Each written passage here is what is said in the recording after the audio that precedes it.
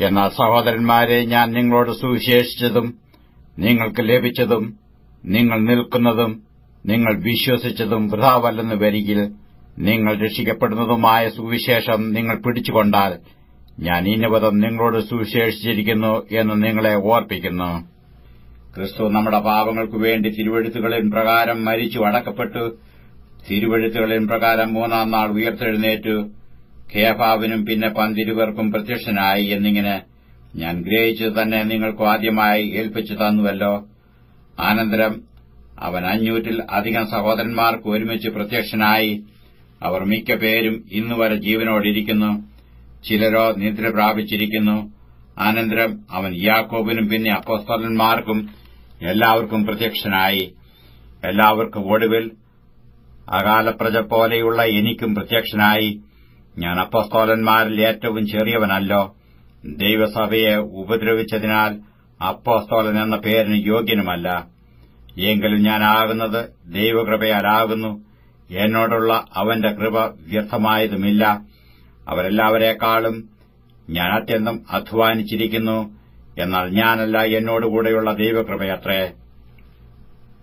ഞാനാകട്ടെ അവരാകട്ടെ ഇവണ്ണം ഞങ്ങൾ പ്രസംഗിക്കുന്നു, ഇവണ്ണം നിങ്ങൾ വിശ്വസിച്ചുമിരിക്കുന്നു. ക്രിസ്തു മരിച്ചിട്ട് ഉയർത്തെഴുന്നേറ്റു എന്ന് പ്രസംഗിച്ചു വരുന്ന അവസ്ഥയ്ക്ക് മരിച്ചവരുടെ പുനരുത്ഥാനം ഇല്ല എന്ന് നിങ്ങൾ ചിലർ പറയുന്നത് എങ്ങനെ? മരിച്ചവരുടെ പുനരുത്ഥാനമില്ല എങ്കിൽ ക്രിസ്തുവും ഉയർത്തെഴുന്നേറ്റിട്ടില്ല. ക്രിസ്തു ഉയർത്തെഴുന്നേറ്റിട്ടില്ല എങ്കിൽ ഞങ്ങളുടെ പ്രസംഗം വ്യർത്ഥം, നിങ്ങളുടെ വിശ്വാസവും വ്യർത്ഥം. മരിച്ചവർ ഉയർക്കുന്നില്ല എന്ന് വരികിൽ ദൈവം ഉയർപ്പിച്ചിട്ടില്ലാത്ത ക്രിസ്തുവിനെ അവൻ ഉയർപ്പിച്ചുവെന്നു ദൈവത്തിന് വിരോധമായി സാക്ഷ്യം പറയുകയാൽ ഞങ്ങൾ ദൈവത്തിന് കള്ളസാക്ഷികൾ എന്നു വരും. മരിച്ചവർ ഉയർക്കുന്നില്ല എങ്കിൽ ക്രിസ്തു ഉയർത്തിയിട്ടില്ല. ക്രിസ്തു ഉയർത്തിയിട്ടില്ല എങ്കിൽ നിങ്ങളുടെ വിശ്വാസം വ്യർത്ഥമത്രേ. നിങ്ങൾ ഇന്നും നിങ്ങളുടെ പാപങ്ങളിലിരിക്കുന്നു. ക്രിസ്തുവിൽ നിദ്ര കൊണ്ടവരും നശിച്ചുപോയി. നാം ഈ ആയുസ്സിൽ മാത്രം ക്രിസ്തുവിൽ പ്രത്യാശ വച്ചിരിക്കുന്നുവെങ്കിൽ സകല മനുഷ്യരിലും അരിഷ്ടന്മാരത്രേ. എന്നാൽ ക്രിസ്തു നിദ്ര കൊണ്ടവരിൽ ആദ്യഫലമായി മരിച്ചവരുടെ ഇടയിൽ നിന്ന് ഉയർത്തിരിക്കുന്നു. മനുഷ്യൻ മൂലം മരണവും ഉണ്ടാകിയാൽ മരിച്ചവരുടെ പുനരുത്ഥാനവും മനുഷ്യൻ മൂലം ഉണ്ടായി. ആദാമിൽ എല്ലാവരും മരിക്കുന്നതുപോലെ ക്രിസ്തുവിൽ എല്ലാവരും ജീവിക്കപ്പെടും. ഓരോരുത്തരും താൻ താന്റെ നിരയിലത്രേ. ആദ്യഫലം ക്രിസ്തു, പിന്നെ ക്രിസ്തുവിനുള്ളവർ അവന്റെ വരവിങ്കൽ, പിന്നെ അവസാനം. അന്നു അവന് എല്ലാ വാഴ്ചയ്ക്കും അധികാരത്തിനും ശക്തിക്കും നീക്കം വരുത്തിയിട്ട് രാജ്യം പിതാവായ ദൈവത്തെ ഏൽപ്പിക്കും. അവൻ സകല ശത്രുക്കളെയും കാൽ കീഴാക്കുവോളം വാഴേണ്ടതാകുന്നു. ഒടുക്കത്തെ ശത്രുവായിട്ട് മരണം നീങ്ങിപ്പോകും. സകലത്തെയും അവന്റെ കാൽ കീഴാക്കിയിരിക്കുന്നുവെന്നുണ്ടല്ലോ. സകലവും അവന് കീഴ്പ്പെട്ടിരിക്കുന്നു എന്ന് പറഞ്ഞ സകലത്തെയും കീഴാക്കിക്കൊടുത്തവൻ ഒഴികെയത്രയെന്ന് സ്പഷ്ടം. എന്നാൽ അവന് സകലവും കീഴ്പ്പെട്ടു വന്ന ശേഷം ദൈവം സകലത്തിനും സകലവും ആകേണ്ടതിന് പുത്രൻ താനും സകലവും തനിക്ക് കീഴാക്കിക്കൊടുത്തവനു കീഴ്പ്പെട്ടിരിക്കും. അല്ല, മരിച്ചവർക്കു വേണ്ടി സ്നാനമേൽക്കുന്നവർ എന്തു ചെയ്യും? മരിച്ചവർ കേവലം ഉയർക്കുന്നില്ല എങ്കിൽ അവർക്ക് വേണ്ടി സ്നാനം ഏൽക്കുന്നത് എന്തിന്? ഞങ്ങളും നാഴികതോറും പ്രാണഭയത്തിലാകുന്നത് എന്തിന്? സഹോദരന്മാരെ, നമ്മുടെ കർത്താവായ ക്രിസ്തു യേശുവിങ്കൽ എനിക്ക് നിങ്ങളിലുള്ള പ്രശംസയാണ്. ഞാൻ ദിവസേന മരിക്കുന്നു. ഞാൻ എഫെസോസിൽ വെച്ച് മൃഗയുദ്ധം ചെയ്തത് വെറും മാനുഷ്യമെന്ന് വരികിൽ എനിക്കെന്തു പ്രയോജനം? മരിച്ചവർ ഉയർക്കുന്നില്ലെങ്കിൽ നാം തിന്നുക, കുടിക്ക, നാളെ ചാകുമല്ലോ. വഞ്ചിക്കപ്പെടരുത്. ദുർഭാഷണത്താൽ സദാചാരം കെട്ടുപോകുന്നു. നീതിക്ക് നിർമ്മതരായി ഉണരുവീൻ. പാപം ചെയ്യാതിരിപ്പീൻ. ചിലർക്ക് ദൈവത്തെക്കുറിച്ച് പരിജ്ഞാനമില്ല. ഞാൻ നിങ്ങൾക്ക് ലജ്ജയ്ക്കായി പറയുന്നു. പക്ഷെ ഒരുവൻ മരിച്ചവർ എങ്ങനെ ഉയർക്കുന്നു എന്നും ഏതുവിധം ശരീരത്തോടെ വരുന്നുവെന്നും ചോദിക്കും. മൂഢ, നീ വിതയ്ക്കുന്നത് ചത്തില്ല എങ്കിൽ ജീവിക്കുന്നില്ല. നീ വിതയ്ക്കുന്നതോ ഉണ്ടാകുവാനുള്ള ശരീരമല്ല, കോതമ്പിന്റെയോ മറ്റു വല്ലതിന്റെയോ വെറും മണിയത്രേ വിതയ്ക്കുന്നത്. ദൈവമോ തന്റെ ഇഷ്ടം പോലെ അതിന് ഒരു ശരീരവും ഓരോ വിത്തിനു അതതിന്റെ ശരീരവും കൊടുക്കുന്നു. സകല മാംസവും ഒരുപോലെയുള്ള മാംസമല്ല. മനുഷ്യരുടെ മാംസം വേറെ, കന്നുകാലികളുടെ മാംസം വേറെ, പക്ഷികളുടെ മാംസം വേറെ, മത്സ്യങ്ങളുടെ മാംസം വേറെ. സ്വർഗീയ ശരീരങ്ങളും ഭൌമശരീരങ്ങളുമുണ്ട്.